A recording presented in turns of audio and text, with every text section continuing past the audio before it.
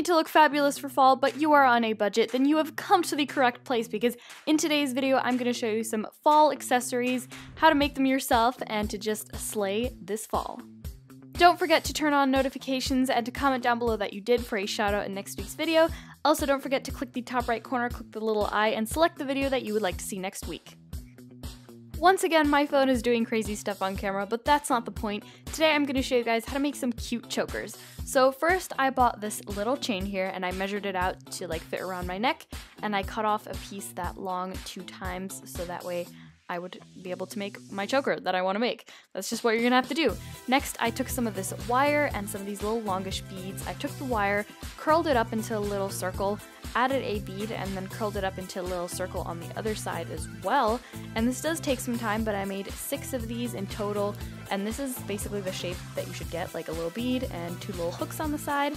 And what I did next is I took one of the chains and I measured out the middle, added one of those little bead thingies on there, and then repeated that for all the others as well, and I always made sure that they're in the same length apart, and then I added them to the other chain as well, so we'd have this like double chain effect, added some clasps, and you're done.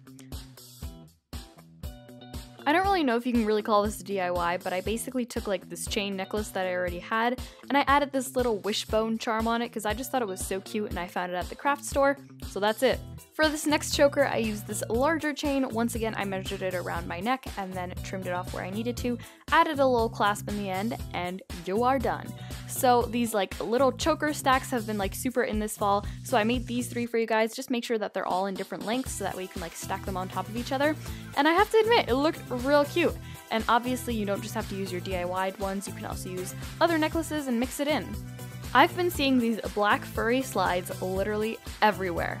I'm not personally a big fan of them, but I'm going to show you how to make them today because they're not as expensive as they look. So I took these little flats here and I cut off the ends so that way they basically turn into like little slides, but the little foam was still like looking out, so I went over it with a permanent marker. Next I took some faux fur and I measured around the heel part and I drew like a little U that would fit into it, and then I did that for the other shoe as well, and I just carefully cut that out. I also cut out 2 like little strips of fur too. Next I took that little U and I just glued it down to like the back part of the foot. There's basically no fur in the inside, so that way you wouldn't have trouble stepping on it.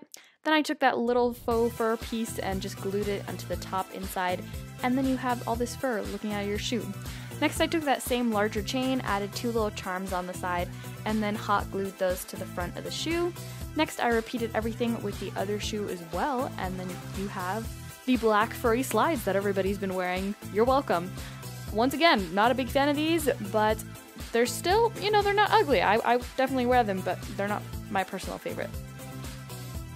Continuing with the faux fur trend, I cut out a little circle out of the fur, and then I took some needle and thread and I'm making these like huge stitches all around the edge. It makes like no sense right now, but when you pull it together, it basically scrunches into a little ball. I added some stuffing into the inside.